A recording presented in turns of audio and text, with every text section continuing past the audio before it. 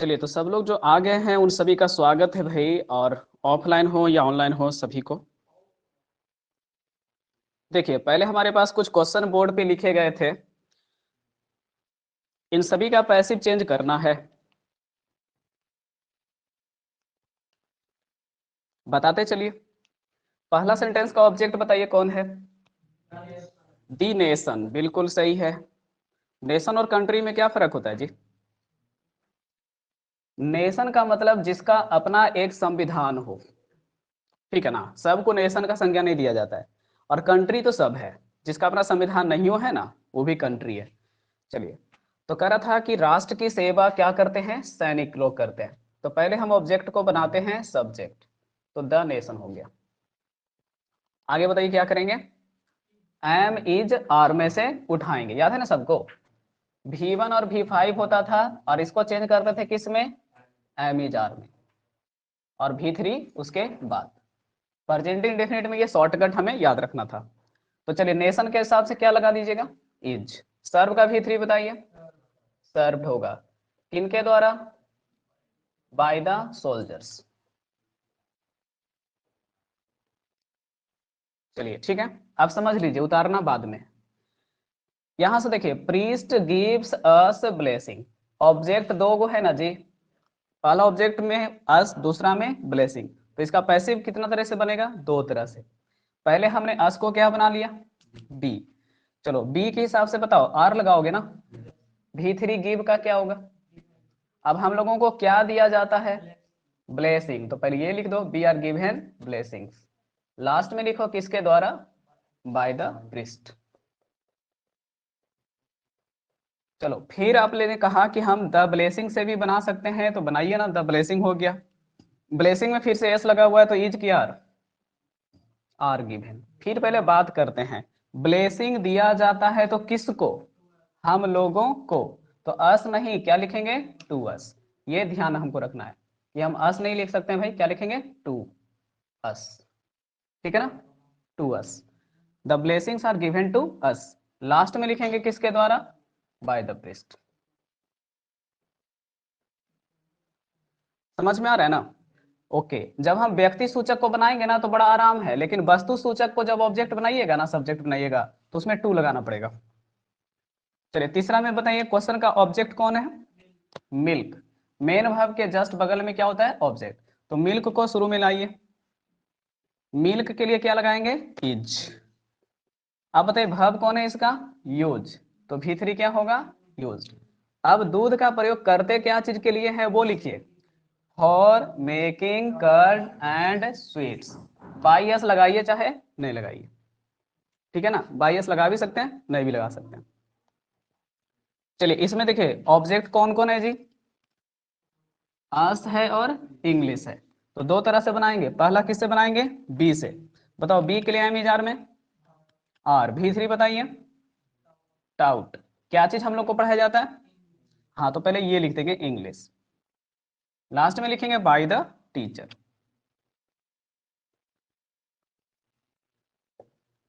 चलो आप बताओ, इंग्लिश के लिए एम इज आर में क्या उठाएंगे, इज।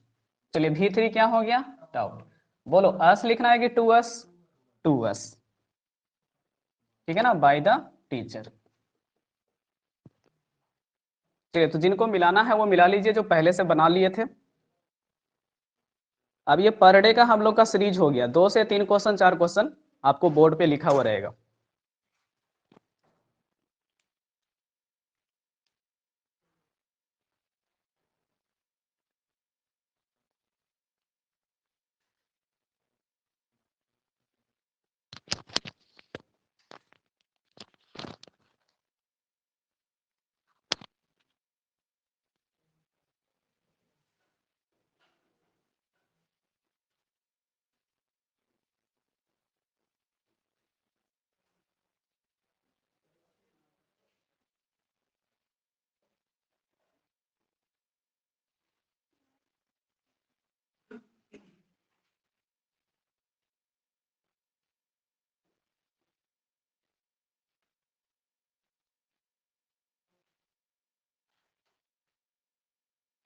ध्यान देते रहना।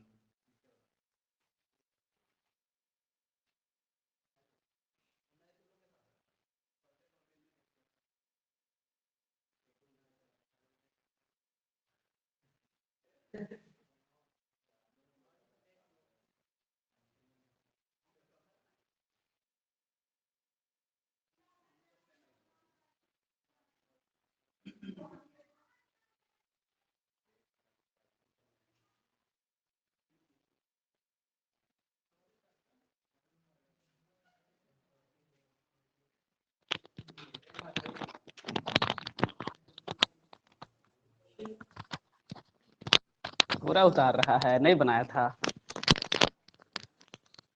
देख रहे हो कितना दिमाग से उतार है एकदम, देख देख एक एक को।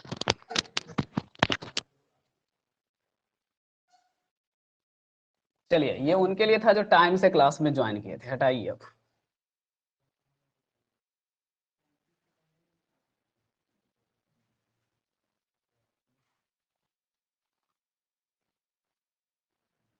चलिए, आज का हेडिंग बनाइए पास्ट इंडेफिनिट टेंस।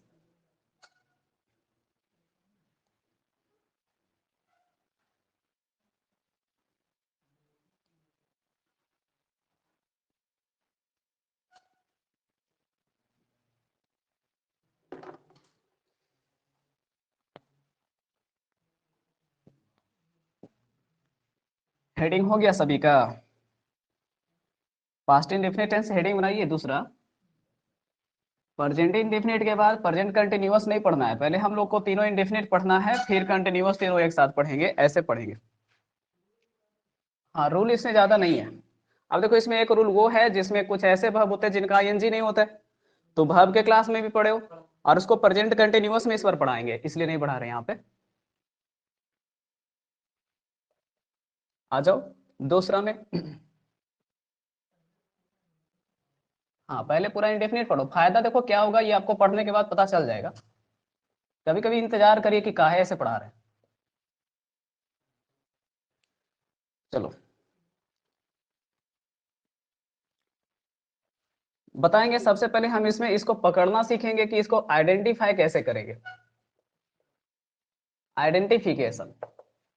तो आइडेंटिफिकेशन के लिए मैंने क्या बोला था, स्ट्रक्चर का यूज करेंगे, है ना? ओके,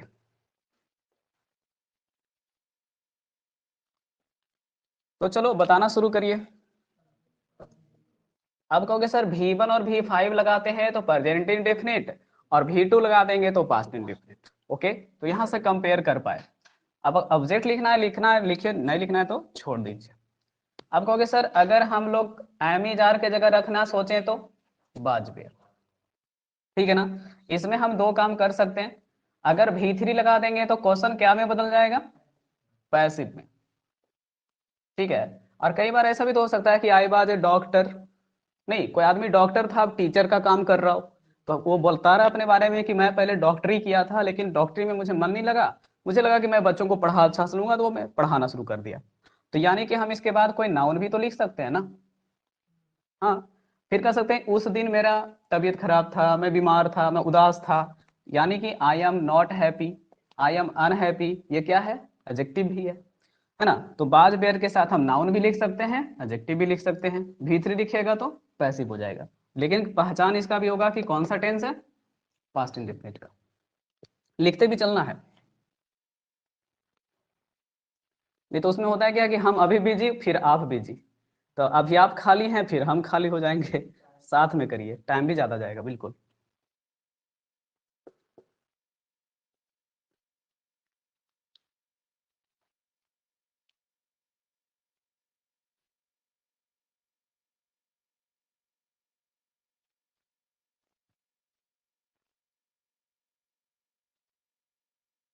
इंतजार करवाते रहते हैं आप लोग।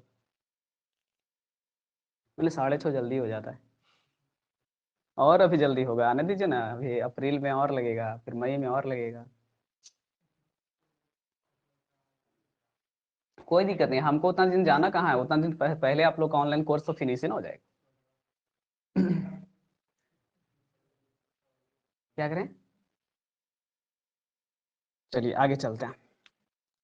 हाँ, सब्जेक्ट प्लस V2 हो गया, सब्जेक्ट के बाद बाजपेर हो गया। अब सुनिए, अगर हम V2 का निगेटिव बनाने के लिए बोले, समझने के लिए, अगर हम बेंट को लिखना चाहते हैं नॉट के साथ, कैसे लिखेंगे? डीड नॉट के साथ क्या लिखेंगे, गो। ओ, यानी कि मुझे समझ में आ गया कि अगर डिड नॉट भी क्वेश्चन में है तो ये भी आपका पास्ट इंडेफिनिट ही है, इसका निगेटिव सेंस हुआ। चलिए, तो ये भी अच्छा है।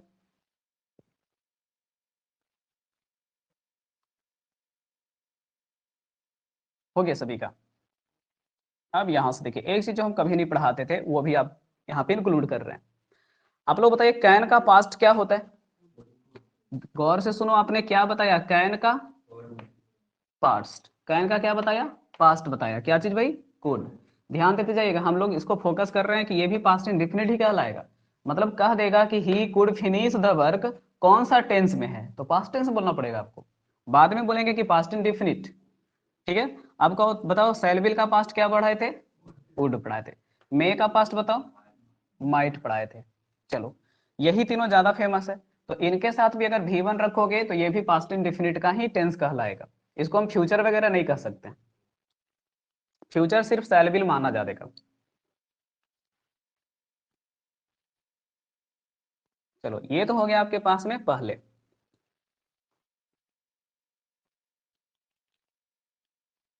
अब देखो, यहां से स्पेशल स्ट्रक्चर आपको बता रहा हूं। आप लोग सुने होंगे कि सेंटेंस में कभी कभी भेन आता है और भाइल आता है। ठीक है ना? इसमें भी आपका एक टेंस होता है कि सब्जेक्ट के बाद बाज बेयर और प्लस किस में लिख दिया जाता है? V4 में। और जो एक सेंटेंस और होता है वो लिखने का चांस रहेगा V1, सॉरी किसमें? V2 में। हो गया। तो आपका ये वाला पोर्शन पास्ट इंडेफिनिट कहलाएगा, और ये वाला पोर्शन क्या कहलाएगा, जल्दी बताओ? बिल्कुल, ING का मतलब कंटिन्यूअस। और ये हो गया आपका पास्ट इंडेफिनिट।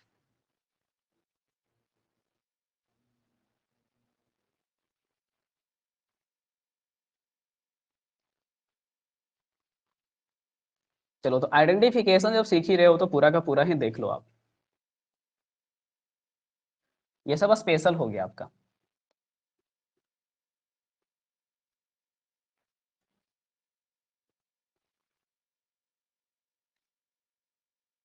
अब भेन कब लगेगा, भाइल कब लगेगा, ये सब अभी टेंशन नहीं लेना है। ठीक है, वो कंजक्शन के क्लास का चीज है। आपको बस यहाँ टेंस में आएगा क्वेश्चन, ये सब भरने के लिए आएगा, ये टेंशन नहीं लेना अभी।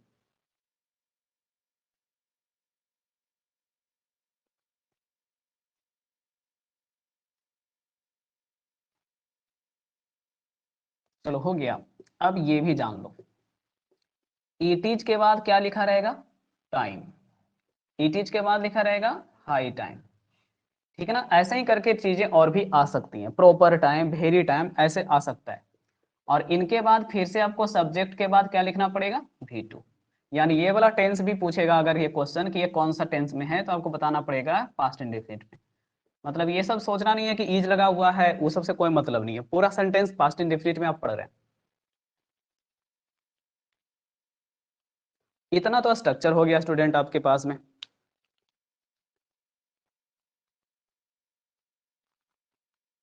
बताइए, पहचान करने का दूसरा तरीका क्या सीखने वाले हैं आप? सही है।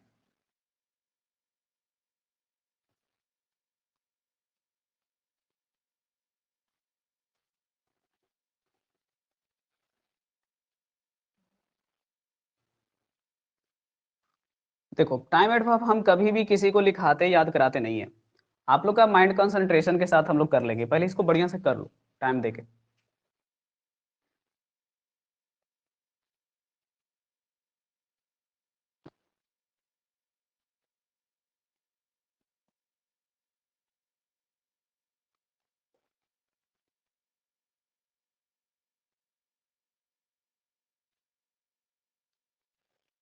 हो गया सबका?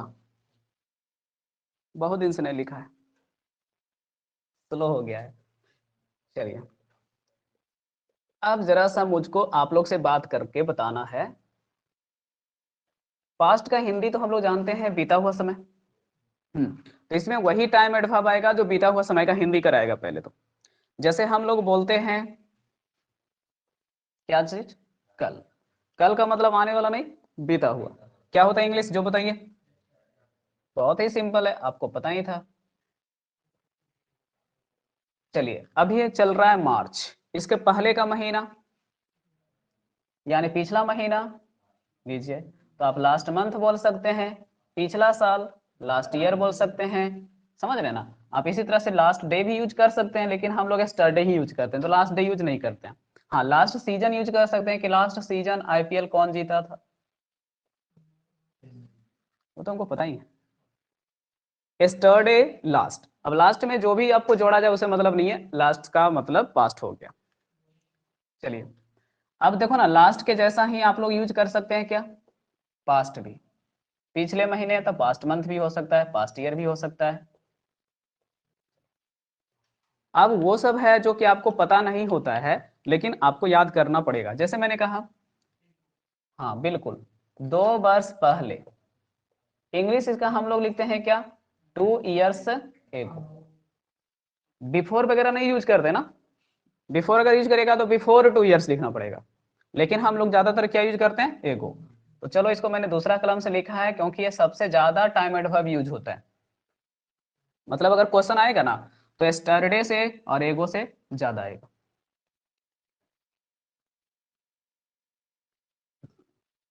अब देखो, कुछ हिंदी करके चलते हैं। मैंने कहा पहले का इंग्लिश और कुछ सोचो, तो आप कहोगे सर एगो तो आप एगो बताइए दिए सर, बिफोर का भी प्रयोग कर लीजिए, है ना। तो फिर आफ्टर भी लगा सकते हो, बिफोर आफ्टर दोनों, मतलब बीता हुआ समय में ही दो टाइम का चर्चा रहेगा, एक में पहले और एक बाद का सेंस आ सकता है। ये दोनों कंजक्शन में ज्यादा यूज होगा, तो हम लोग वहां भी देखेंगे इसको। चलो, एक स्टूडेंट पीछे से कुछ कह रहे थे, क्या यूज कर रहे थे भाई, अर्लियर, मतलब पहले के समय में। अब कहोगे सर ये फेमस वाला बता देते ना, वंस अपॉन ए टाइम, आगे मुंबई मत लगा दीजिए, है ना। वंस अपॉन ए टाइम मतलब एक बार की बात है, ये कहानी में हम लोग यूज करते थे, तो ये भी पास्ट की कहानियों के लिए यूज होता है।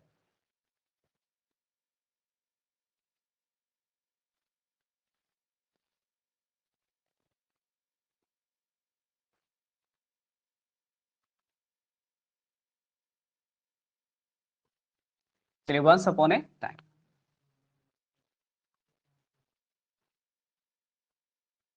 बताइए, इंडिया लास्ट बार वर्ल्ड कप कब जीता था। लीजिए, हम अभी बोल रहे हैं कि पिछला बार, है ना, लास्ट बार, यानी ये भी क्या है, पास्ट टाइम है। तो इनके साथ कोई भी आप टाइम लिख सकते हैं पास्ट का, उसमें पास्ट इंडेफिनिट लगेगा। आप कहेगा सर हम लोग तो सेंस वगैरह सोच रहे थे ना, तो सेंस वगैरह होता है ना, तो वो हैव बीन हैज बीन लगाना पड़ता है, तो इन के साथ टाइम रहेगा तब। चलिए, कम से कम हमें इतना याद रखना चाहिए। हाँ, प्रीवियस भी यूज कर सकते हैं, तो जहाँ पे एगो वगैरह रखे हैं, स्टडी वगैरह रखे हैं, वहीं पे रख दीजिए शुरू में ही, है ना। अब वैसे रखिएगा तो प्रियर भी लिख सकते हैं, पिछले महीने का मतलब प्रीवियस मंथ भी लिखता है, प्रियर मंथ भी लिखता है। चलिए, कुछ कमेंट भी किए हुए स्टूडेंट हैं भाई, तो जरा सुन ले इन लोग का। हाँ, दैट डे वगैरह बता रहे हैं, हाँ ठीक है, प्रीवियस है, एगो है, हाँ सही है।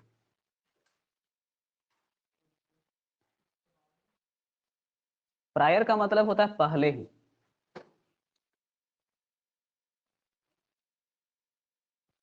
मैट प्रायर एक क्रिकेटर भी था, जानते हैं ना, सब बुढ़ा ही गए हैं, हमको लगा कि जवान है आप लोग।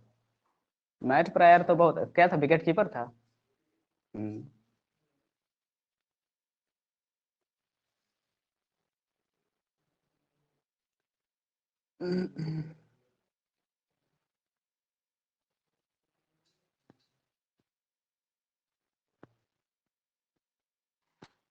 हो गया।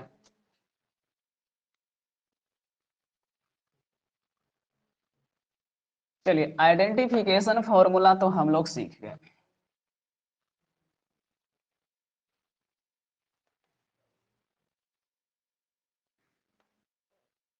बताइए, पहले आप लोग को थोड़ा ट्रांसलेशन सिखा देते हैं और उसके बाद हम रूल्स निकाल लेंगे उसी से। तो चलिए, रेडी हो जाइए, बिहार बोर्ड से रहिए चाहे सीबीएसई रहिए, घुसाइएगा नहीं भाई। ट्रांसलेशन,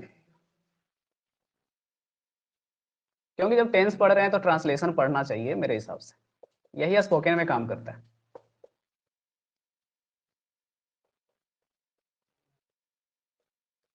चलिए, आज सुबह या आज सिर्फ लिख सकते हैं, हटाइए सुबह। मैं देर से उठा।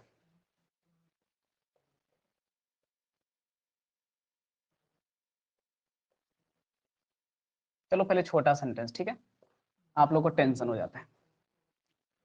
बताइए सब्जेक्ट बताइए। अरे सब्जेक्ट का मतलब आई। अब हमको यहाँ पे लिखना है क्या चीज, उठने का। बिल्कुल, क्या यूज करेंगे, वेक का वी टू। वेक का वी टू क्या होता है, वोक अप। ठीक है ना, आई वोक अप। अब कुछ कहेंगे सर हम तो गेट अप सोच रहे थे, तो काहे के लिए आपको हम रोकेंगे, गॉट अप यूज करो, है ना। आई वेक वोक अप या तो आई गॉट अप लेट। आपको क्या सर टुडे को हम लास्ट में रखेंगे, उससे अच्छा लग रहा है कि क्या लिखेंगे हम शुरू में, तो आप शुरू में रख लो, कॉमा दे देना, हो गया सही। बहुत देर से रहता तो वेरी लेट होता। चलिए, तो जो लोग ऑनलाइन है वो ट्रांसलेट करके बता सकते हैं। हाँ मुकेश जी करें अबोक का यूज, तो अबोक का स्पेलिंग सही कर लीजिएगा, ए डब्ल्यू के बाद होता है, ए के बाद बी नहीं। चलिए, इसी से रूल निकलेगा, इसलिए घबराना नहीं है कि ये क्या पढ़ा रहे हैं, ये सब तो बच्चों वाला काम है, इसी से रूल्स निकलेंगे, ज्यादा समझ में आपको आएगा। उसने मुझे पीटा। चलिए ट्रांसलेट करिए। उसने का मतलब ही या तो सी, मुझे पता नहीं चल रहा है तो मैंने लिख दिया ही या तो सी, है ना। पुरुष भी हो सकता है, स्त्री भी हो सकती है। अब बताओ पीटना का, बीट का भी टू सेम, पढ़ते सिर्फ बेट लोग हैं, बीट बेट बीटन पढ़ते हैं, लेकिन लिखाता वैसे ही है। बताओ किसको, मुझको। मुझको का मतलब ऑब्जेक्ट में मी। क्लियर हुआ। देखो अब कोई कहेगा सर ये पता कैसे चलेगा कि ये V1 है कि V2 है। बताओ ही के साथ सी के साथ V1 लगता है, तो इसको क्या मानिएगा, V2। अब यहीं से मैंने आपको कह दिया कि भाई साहब थोड़ा सा कष्ट कर लें, क्या बना दें, पैसिव। तो पैसिव में दो ऑप्शन देगा आपको, मी का मतलब आई, ठीक है। पहला ऑप्शन दे देगा क्या, एम बीटेन, किसके द्वारा भाई, अगर ही मान के चलते हैं तो बाय हिम। अब दूसरा ऑप्शन दे देगा he was beaten, sorry I was beaten by him. Answer बताओ कौन सा आंसर करेंगे। तो ये सबसे खतरनाक क्वेश्चन है, अगर ये वॉइस में आया ना तो ये सबसे खतरनाक क्वेश्चन है, तो इसे वॉइस ऑफ द डे करके लिख ही लेना। क्योंकि स्टूडेंट क्या करते हैं ना, बीट देखते हैं एमिजार वाला आंसर मार देते हैं, ये देखबे नहीं करते हैं कि अरे उल्लू आदमी, ये ही के कारण इसको क्या पढ़ना चाहिए था आपको, V2, और V2 का पैसिव बाज के साथ। ये बहुत खतरनाक क्वेश्चन है, जितना भी V1 V2 सेम वाला क्वेश्चन आता है उसमें गलती करने का चांस रहेगा। तो चलो पैसिव बना लेना।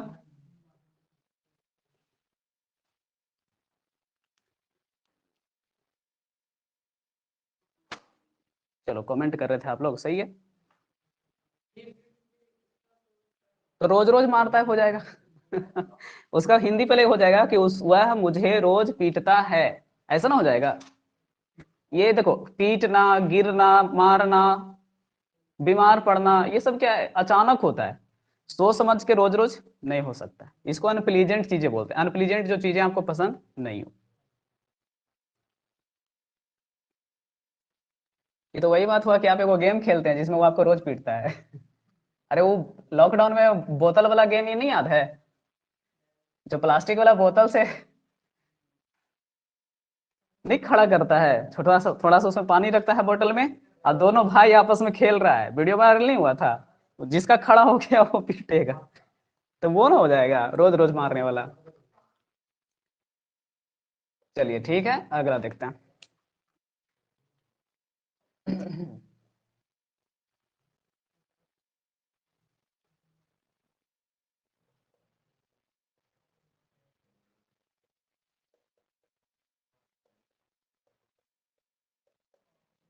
चलिए सिंपल, पहले ये सपना देखते हैं, ठीक है।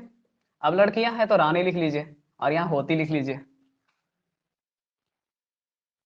बताओ काश का इंग्लिश क्या होता, नहीं समझ में आया, एज इफ, या तो क्या लिख सकते हैं, सपोज, ठीक है ना, सपोज। उसके बाद आप कॉमा वगैरह दे सकते हैं या कंटिन्यू भी चल सकते हैं। मैं का मतलब आई। अब देखो बाज लगेगा नहीं, क्या लगेगा, बेयर। ये भी सीखते चलना है कि ये ऐसी इच्छा है, इसको हिंदी में बोलते हैं अपूर्तिदायक, ठीक है ना, या तो इंग्लिश में बोलते हैं अनफुलफिल डिजायर। तो अपूर्तिदायक इच्छा है, इसलिए इसमें बाज नहीं लगता, हमेशा क्या लगता है, बेयर। तो आई बेयर, और राजा का मतलब एक ही ना, तो एक ही।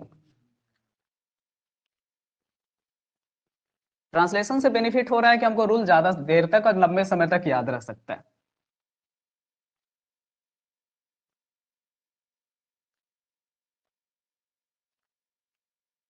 चलिए अब आते हैं चौथा में।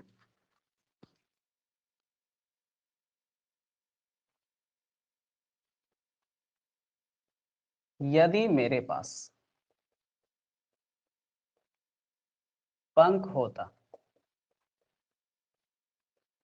मैं उड़ सकता था, मैं उड़ सकता।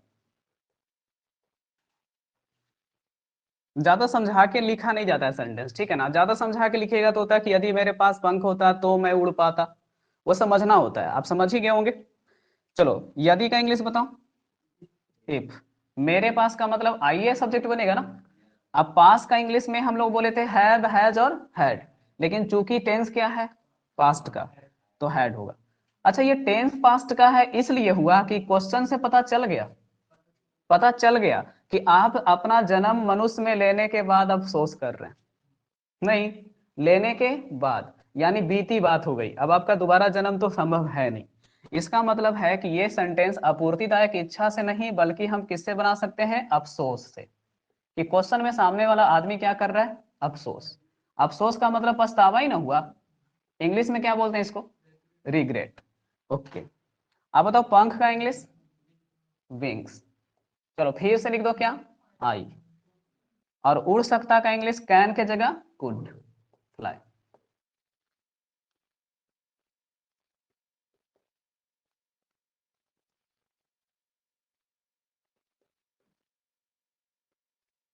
चलो एक क्वेश्चन ऐसा भी, मैं प्रतिदिन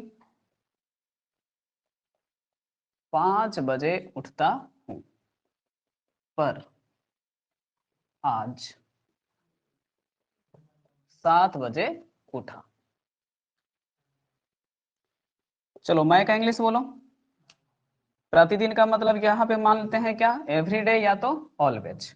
आप देखो क्या होता है ना कि ट्रांसलेशन में कई बार स्पोकन कॉन्सेप्ट के हिसाब से हम टर्म्स को चेंज कर सकते हैं। तो आप ऑलवेज लिखिएगा तो भी सेंस है, लेकिन एग्जैक्ट इंग्लिश लिखिएगा तो एवरीडे लिखाएगा, तो आपको भी पता है।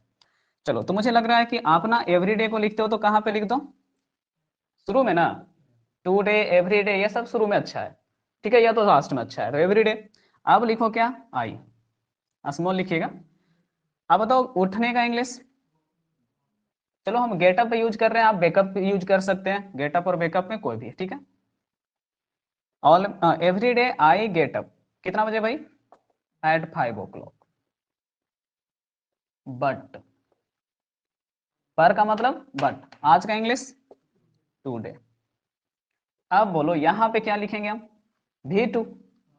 उठा का मतलब हो गया ना कि ये आपका आदत टूट गया। इस सेंटेंस को हम लोग जानते हैं क्या बोलेंगे, हैबिट ब्रेक।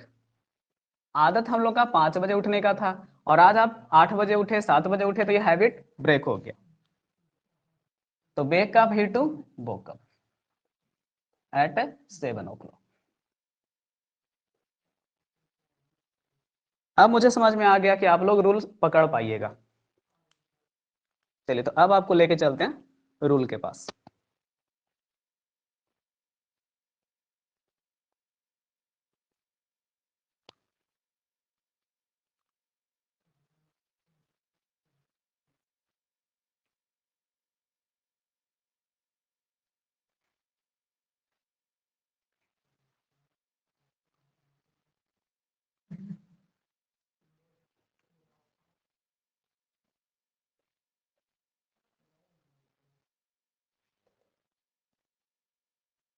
चलिए आइए रूल्स के पास में, है ना।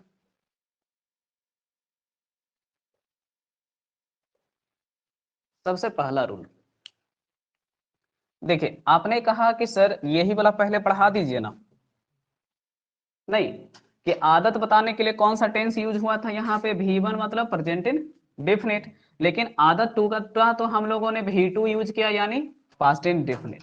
तो चलिए यही लिखते हैं सबसे पहले आज। हैबिट में कौन सा टेंस बोलिए? Present indefinite. जबकि बताइए हैबिट के बाद क्या लिखेंगे यहाँ पे? हैबिट ब्रेक ना जी, बिल्कुल। हैबिट ब्रेक में पास्ट इंडेफिनिट। और देखिए सबसे अच्छा तरीका है कि हम इन सब चीजों को आपस में पूछताछ भी कर सकते हैं, इसलिए हम लंबा लंबा सेंटेंस नहीं लिखाते नियम में।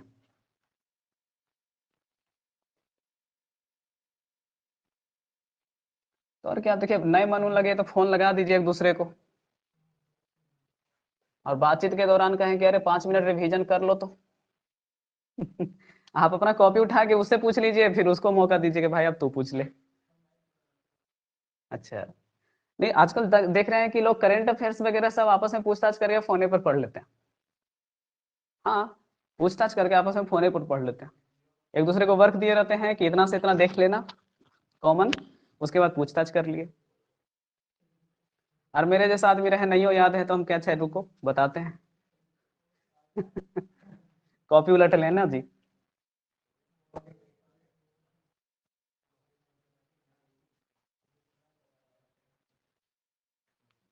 अब इसका एक एग्जाम्पल लिख दें, ये वाला नहीं, ये दूसरा। अच्छा एक बात बताइए, आप लोग घर में जो कपड़ा पहनते हैं शादी वादी में भी वही कपड़ा पहनते हैं? इतना गरीब हैं? यस सर कर देते हैं। देखिए हम लोगों का आदत होता है कि हम लोग सामान्य तौर पे ज्वेलरी वगैरह घर उर में नहीं पहनते हैं। क्वेश्चन देखिए वहीं से है। सी नेवर, ज्वेलरी का स्पेलिंग बोलिए। हाँ बोलिए। डबल एल ना? पक्का सही है? आप लोग बताइए, ऑनलाइन वाले, ऑनलाइन से आज बात ही नहीं कर रहे हैं लोग, ऐसा लग रहा होगा जे के बाद ई छोड़ दिए थे, सही बात है। ज्वेलरी होता है भाई, कभी कभी ना उच्चारण बिगाड़ लीजिए ज्वेलरी होता है, ठीक है ना, सही है। जे के बाद ई होता है। See never any jewellery but today दोनों जगह सी हो जाएगा तो मान लेते हैं यहाँ पे एक लड़की का नाम लिख लीजिए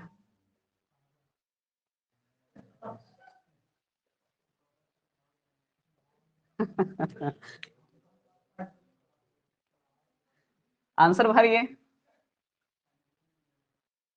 अरे ब्रैकेट में ना वियर लिख दिया, वियर से रिलेटेड बनाना है। बताओ नेवर कल पढ़े थे प्रेजेंट इंडेफिनिट में ना, तो प्रेजेंट इंडेफिनिट के हिसाब से क्या होगा? वियर्स। अब सबको चीयर्स नहीं ना सुनाई पड़ा और वो वाला बियर नहीं है भाई। अब यहाँ से हैबिट ब्रेक ना हो गया कि रोज नहीं ज्वेलरी पहनती है लेकिन आज उसने एक रिंग पहना था, तो हैबिट ब्रेक में भी2 ना, तो बियर का भी2 बोर। भाव फॉर्म याद किए हैं? ठीक है, नहीं करिएगा तो पिटाइएगा और का। ये देखो मुकेश भैया, आपको डब्ल्यू और बी में आज अंतर नहीं दिख रहा है, ये बी ओ आर ही लिख रहे हैं, दोबारा बोल रहे हैं, अबोक में भी लिख दिए थे। ये बटन तो नहीं टाप दे रहे हैं उल्टा डब्ल्यू की जगह बी वाला। अब हो सकता है भाई होली का खुमार भी ना उतरा हो, ये भी हो सकता है।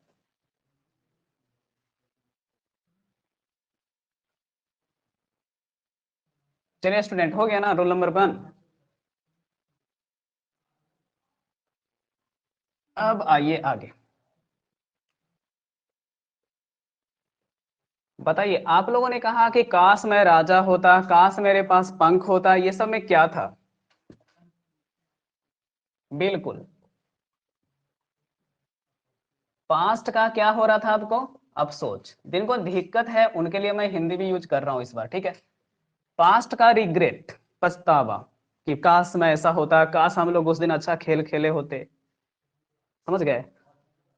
चलिए ओके, तो पास्ट का रिग्रेट हो गया। उसके बाद आपने कहा कि अपूर्तिदायक इच्छा को इंग्लिश में क्या बोलते हैं? Unfulfil Dzire.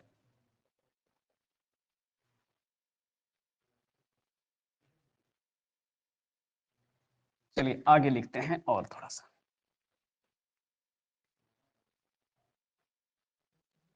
पास्ट का रिग्रेट हो गया, अनफुलफिल डिजायर हो गया, बस यही दोनों रखते हैं को। किस में लिखते हैं भाई? पास्ट इन डेफिनिट में रखते हैं। चलिए इस बार आपको यहाँ पे दो चीजों को मैं नोट करा रहा हूं, ध्यान दीजिएगा। अगर एक्सुलरी वर्ब यूज करने रहेगा तो ज्यादातर क्या यूज करेंगे हम? बोलिए जल्दी से, जल्दी से बोलिए। बाज के जगह बेयर, ठीक है ना? ओके, ये ध्यान रखना है इसमें कि अगर एक्सुलरी वर्ब पूछ रहा है ये दोनों सेंस में, तो आपको बाज नहीं भरना है, चाहे ही रहे, चाहे आई रहे, चाहे सी रहे।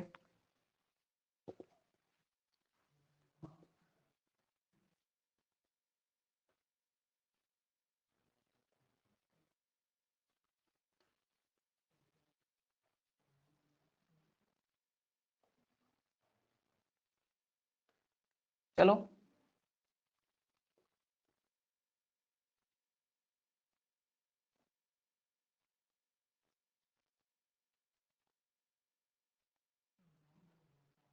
अब मैंने कुछ ज्यादा नहीं किया है, इसमें 3 जगह पे आपको भरवा लिया। जल्दी जल्दी भर दीजिए। तो पहला जगह पे, अगर मैं एक रानी होती, वह एक क्या होता? राजा होता। यहाँ पे सी नहीं, ही कर लो, ही वेयर ए किंग। और हम दोनों के पास में एक बड़ा क्या होता? साम्राज्य होता, पास में तो हेड। ठीक है, तो एक ही सेंटेंस में आप तीनों चीजों को यूज कर लीजिए। अब देख भी पा रहे होंगे कि आई के साथ भी बाज नहीं, बेयर, ही के साथ भी बाज हमेशा लगता था लेकिन बेयर, और हैव हैज हैड में हैड।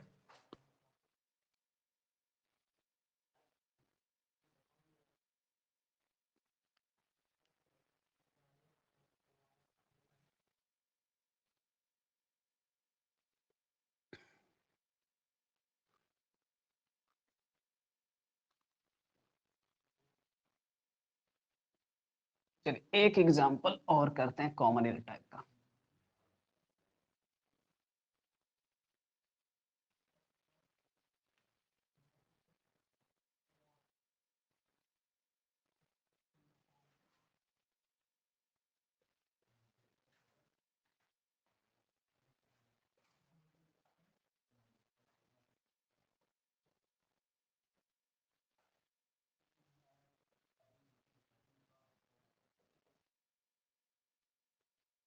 चलिए बताइए इस क्वेश्चन में कहाँ पे मिस्टेक हो गया? He behaved as if he was the boss of the company. जल्दी बोलिए। बाज की जगह बेयर होगा, बिल्कुल होगा। ओके, अब हम लोग जो नोट 1 ये लिखे थे, हम नोट 2 में भी लिख सकते हैं क्या? अगर क्वेश्चन में क्या दिखता है? इफ, या तो क्वेश्चन में क्या दिखता है? As if. तो इनके बाद आगे जा करके सेंटेंस में क्या मिलने का चांस है? बेयर। हम इसको शॉर्टकट कर सकते हैं। तो ये सब लिखाना जरूरी नहीं है, खुद समझ के खुद नोट कर सकते हैं। रिवीजन इसी को कहते हैं ना, कि आप रिवीजन करने के लिए घर पे बैठिएगा तो आप अपना लॉजिक लगा लीजिएगा कि अरे एज इफ वगैरह जब आता है ना, तो बाद बेयर ऑप्शन दिखता है और आंसर में सर बेयर हमेशा कराते हैं।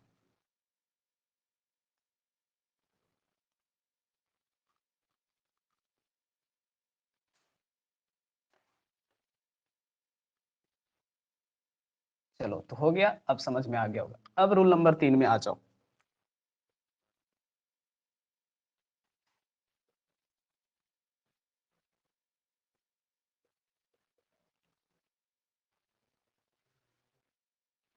बताओ रूल नंबर 3 में क्या लिखने वाले हैं? कुछ आइडिया? देखो, मैंने कहा उस समय कि वह मुझे मारता है, अगर आप बोलते हैं तो ये टेंस गलत हो जाएगा। रोज रोज कोई मारेगा आपको? नहीं। तो अब इसको हम लोग बोलते हैं क्या? जो चीजें अचानक से होती है उसको एक्सीडेंट। जो चीज अचानक से होती है, ठीक है। आपको डेली मिलता है बाय द वे, आपका गली मोहल्ला में कोई डॉगी, डॉगी इसलिए बोल रहे हैं भाई कि ऑनलाइन भी कुछ लोग पढ़ रहे हैं, ऑफलाइन में तो कुत्ता भी बोल देते। अब समझिए रोज आपको मिलता था, कोई टेंशन नहीं था। अचानक से आज उसने आप पे भौंकना शुरू किया, आप क्या बोलेंगे कि आज तो हमको डराइए दिया था ही। यानी रोज रोज नहीं हो रहा था, अचानक हुआ, और हो सकता है काट भी ले। ठीक है, तो ये एक्सीडेंट का सेंस रहेगा, तो पास्ट इंडेफिनिट लगाइएगा।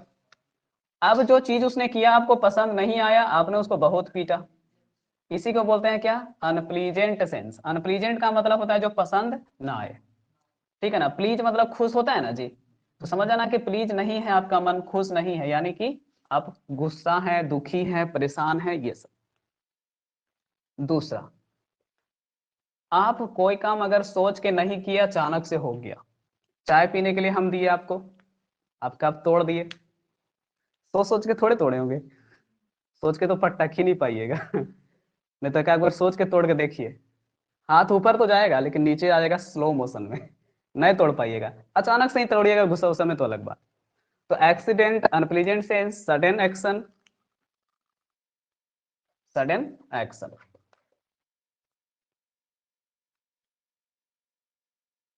चलिए इन सभी को भी किस में रखते हैं, पास्ट टेंस में। पास्ट इंडेफिनिट लिखिएगा तो पास्ट इंडेफिनिट लिखिए।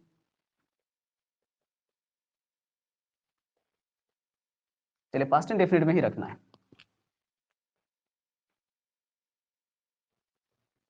देखो एग्जाम्पल भी आपको कितना कई बार सपोर्ट करता है।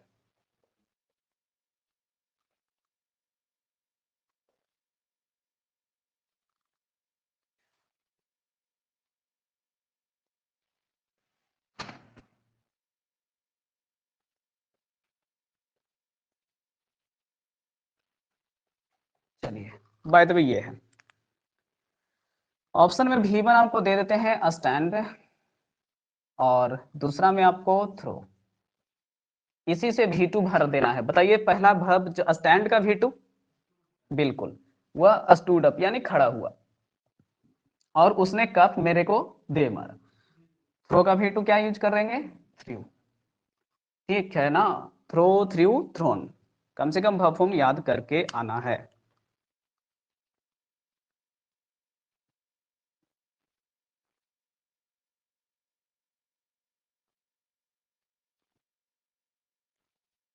चलिए हो गया, एक दो क्वेश्चन और कर लीजिए।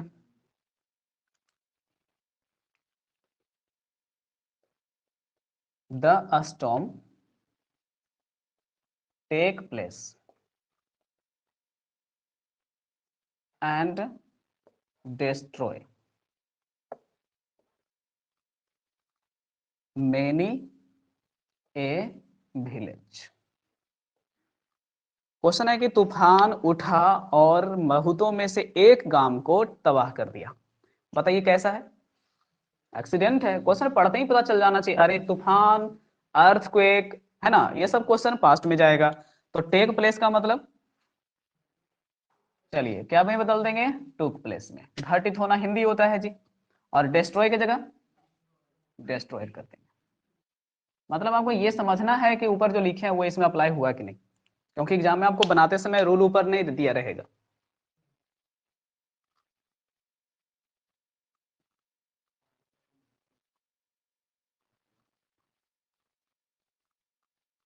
आप लोग देख रहे होंगे अभी जितना भी क्वेश्चन बनाए हैं उसमें टाइम एडवर्ब नहीं लिए हैं। टाइम एडवर्ब दिखेगा तो रूल लगाने नहीं है, तो फिर डायरेक्ट भी टू कर देना है। रूल उसी के लिए पढ़ाते हैं हम लोग जिसमें टाइम एडवर्ब नहीं दिया रहेगा।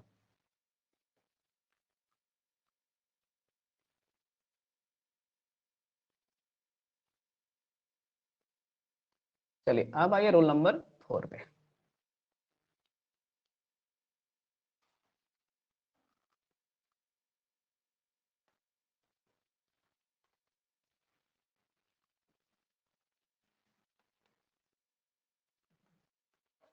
पिछड़ गए कोई लिखने में रॉबिन भाई को देख लेंगे, पिछड़ गया, कर लिया था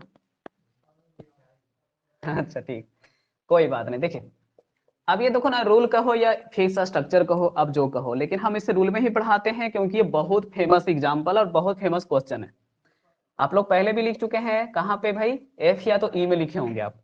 it is time, it is high time, it is proper time. तो यहां से आप इसको ऐसे कर लो ब्रैकेट में, तो पढ़ना आसान हो जाएगा।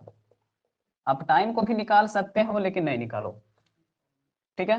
अब इसको हम लोग यहाँ पर थोड़ा सा छोड़ सकते हैं, इट इज वेरी टाइम भी यूज कर सकते हैं, डॉट डॉट डॉट, प्लस क्या लिखना है, पास्ट इन डिफिनिट। यहाँ पे आपको हमेशा पास्ट इंडेफिनिट का स्ट्रक्चर रखना है, यानी सब्जेक्ट के बाद में V2। तो आपको खुद ही लग रहा होगा कि सही बोल रहे हैं, ये नियम थोड़े हुआ, ये तो स्ट्रक्चर हो गया। क्वेश्चन देखो कैसे आता है, ये देखो, it is time we should start, और लर्निंग हो गया यहाँ पे क्या भाई, इंग्लिश। चलिए बोलिए क्या आंसर में करना है। अरे भाई क्या करना है, V2 ना, हो गया स्टार्टेड। इट इज टाइम के बाद आपने कहा सब्जेक्ट प्लस क्या रखना है, V2। हाँ तो बस खत्म, सब्जेक्ट हो गया V, तो यहाँ पे शुड स्टार्ट की जगह क्या होगा, स्टार्टेड। और जो मैंने देखो शुड स्टार्ट लिखा था वो पढ़ने में आपको अच्छा लगेगा, परेशानी यही है। स्पोकेंस लगेगा सही तो था, लेकिन स्ट्रक्चर से गलत है।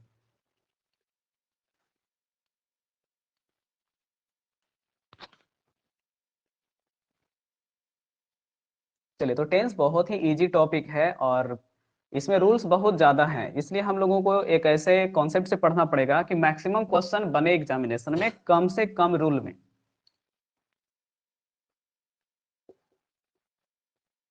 चलो अब आ जाओ रूल नंबर 5।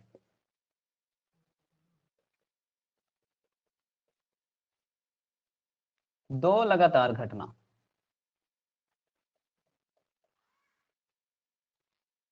दो लगातार घटना, ठीक है,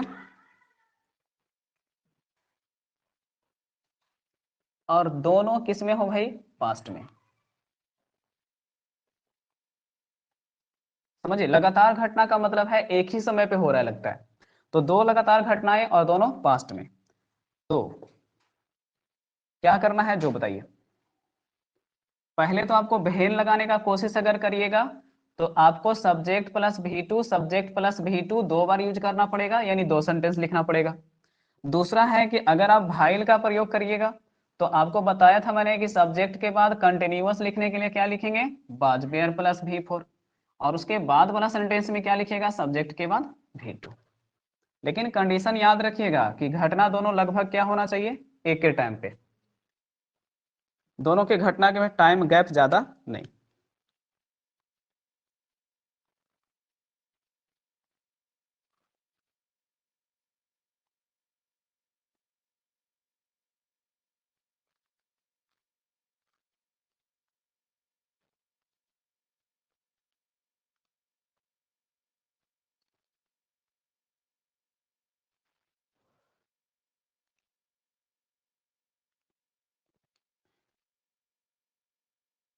गर्मी लग रहा है, नहीं लग रहा है, सोचेगा तो लगेगा। अब लग रहा है ना।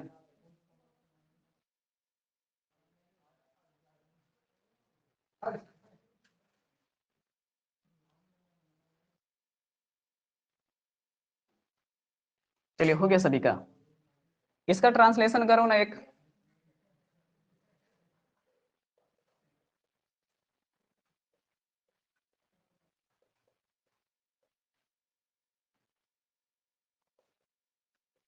चलिए भाई, सिस्टर खाना बना रही थी, यही कॉमन सेंटेंस है ना।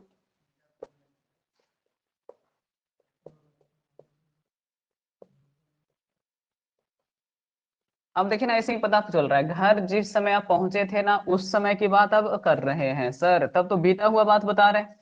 और आगे लास्ट में यहाँ पे क्या पता चल रहा है, थी का मतलब पास्ट है। ओके, बताओ कि इस दोनों में से कुछ भी उठा लो, समझ रहे हो ना, कुछ भी उठा लो, आपका मन जहां पर जाके अटकता है। हम तो दोनों लिख दिए हैं, पहले ये है तो पहले यही लिखो। घर पहुंचा, पहुंचने का इंग्लिश अराइव्ड भी हो सकता है, रीच्ड भी हो सकता है। रीच लिखने का फायदा होता है कि कोई प्रीपोजिशन लगाने का लोचा खत्म हो जाता है। तो भेन या भाइल, आई रीच्ड, चलो होम ही लिखते हैं, माई होम नहीं लिखना चाहिए क्योंकि घर का मतलब ही होता है अपना घर, होम का मतलब अपना घर, दूसरों का घर को हाउस बोलते हैं। तो भेन या भाइल, आई रीच्ड होम, हो गया सेंटेंस एक। अब यहां से बनाइए माई सिस्टर।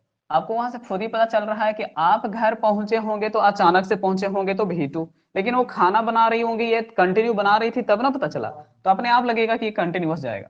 माय सिस्टर का वर्ब क्या, वाज। खाना बनाने का इंग्लिश कुकिंग हो गया। अब फूड भी लिखना क्या जरूरी है भाई?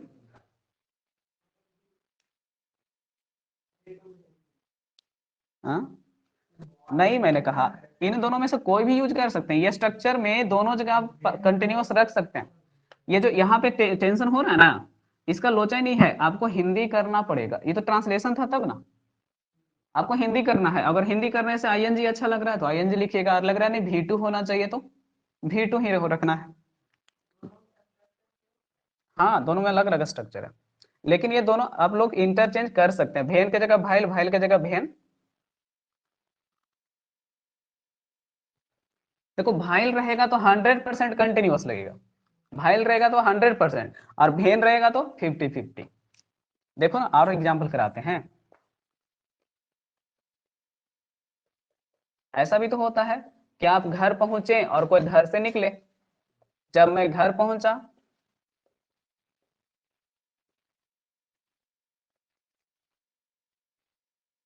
चलिए ठीक है ना, और मम्मी पापा के लिए लिख दिया आप,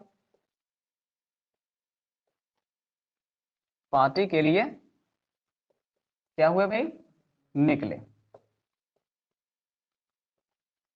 चलिए अब बताइए इसमें भाइल अच्छा है कि भेन, जो बताइए। अब तो भेन अच्छा लगेगा, क्योंकि कहीं पे कंटिन्यूअस लग रहा है नहीं। आप भी घर अचानक से पहुंचते हैं और उसी समय आपके मम्मी पापा भी अचानक से निकलते हैं, तो इसमें अब कंफर्म क्या हो गया, भेन। चलो, घर पहुंचने का English reached home, my parents. अब बताओ घर से बाहर निकलना का वर्ब क्या होता है, घर से बाहर निकलने का वर्ब होता है लीव फॉर। ठीक है ना, ट्रांसलेशन पढ़ा इसलिए भी रहे कि आप लोग को बहुत कुछ सिखाना भी मुझे है इस बार। तो लीव फॉर का मतलब प्रस्थान करना, तो यहाँ पे क्या होगा, माई पेरेंट्स। लीव का V2 बताओ, लेफ्ट फॉर। पार्टी के आगे द लगा दो, क्योंकि कोई खास पार्टी ना है, द पार्टी। अब समझ में आ गया भेल भाइल का अंतर। हाँ, कंटिन्यूअस का सेंस लगेगा तो भाइल जरूर उठाइएगा, और क्या।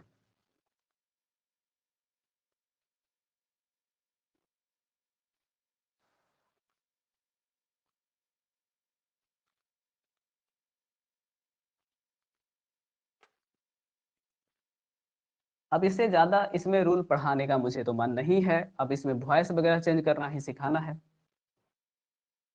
हाँ, एक सेंस वाला नियम है तो उसको बता देते हैं।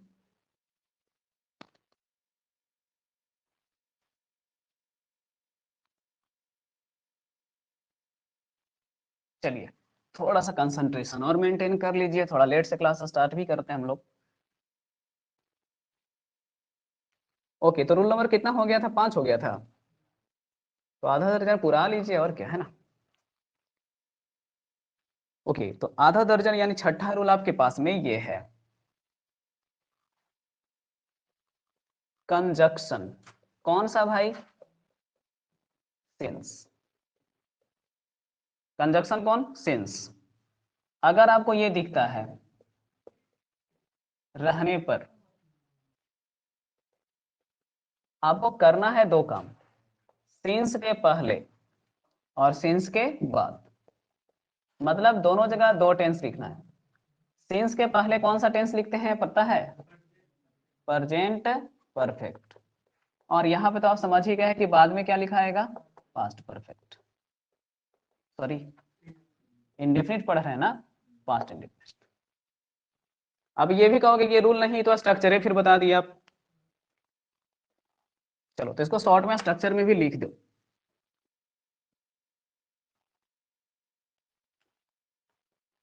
शॉर्ट में लिख दो, इधर यहाँ पे बीच में क्या, सिंस। सब्जेक्ट के बाद बताओ प्रेजेंट परफेक्ट का स्ट्रक्चर क्या होता है जी, हैजक के साथ में भी3, और पास्ट इंडेफिनिट का स्ट्रक्चर होता है सब्जेक्ट के साथ में भी2।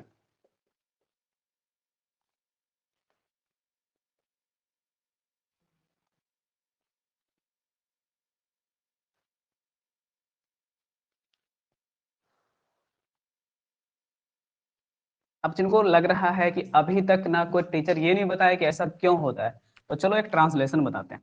बताओ 2011 में हम लोग वर्ल्ड कप जीते थे, उसके बाद सही में कोई वर्ल्ड कप क्रिकेट वाला तो नहीं है जीते। कितना साल हो गया जो बताओ। बिल्कुल, आप 11 ऐसे भी लिख सकते हो, जरूरी नहीं है ना।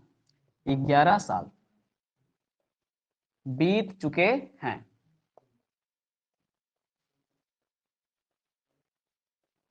जब से हम लोग, या इंडिया लिख सकते हैं, चलो इंडिया ही लिख दो,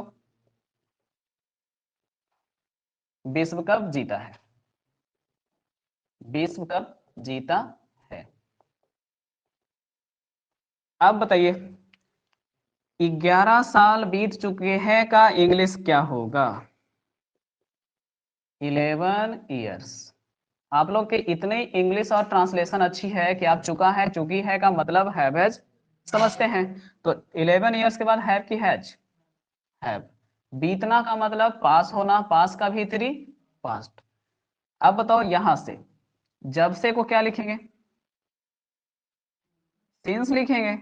हाँ, सिंस का हिंदी होता है जब से, ठीक है। तो ये जो जब से वर्ड था इसी के लिए यहाँ पे क्या यूज होगा, सिंस होगा। अब बताओ ये सेंटेंस कंप्लीट हुआ, अब दूसरा सेंटेंस का सब्जेक्ट इंडिया। अब देखिए जिस दिन हम लोग वर्ल्ड कप जीते होंगे वो दिन एक दिन था, कोई एक दिन था, तो बीता हुआ समय एक दिन का पास्ट इंडेफिनिट में, तो बीन का भी टू, बस हो गया द वर्ल्ड कप। तो आपको उतना ट्रांसलेशन करेगा तब ठीक है, लेकिन आप डायरेक्ट स्ट्रक्चर याद कर लेना कि सिंस के बाद भरना है तो वोन, सिंस के पहले तो हैव भी थ्री।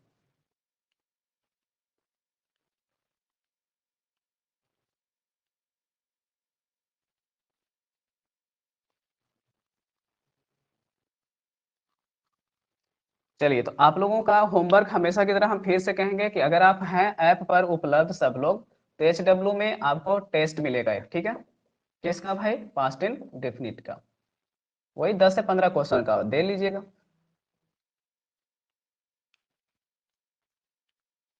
और कल से अपना अपना मोबाइल ले करके आइएगा, सबका चेक किया जाएगा यहाँ पे। टेस्ट दिए हैं कि नहीं और क्या।